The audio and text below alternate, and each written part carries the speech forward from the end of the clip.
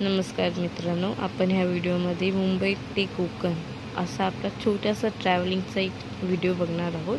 तर हल्लीच रामनवमी निमित्त माझा भाऊ गावी गेला होता. ही त्याचीच त्याने शूट केलेली क्लिप आहे.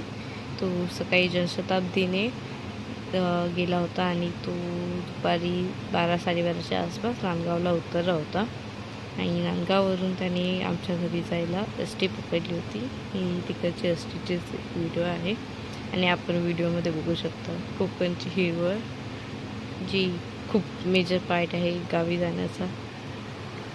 आणि तीच आहे तो एस टी पकडून तो आमच्या गावच्या बस स्टॉपला गेला.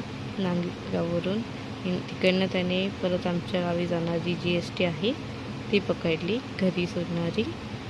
आणि ही त्याने स्विच केली आहे. आता हे आमचं गावचं बाजार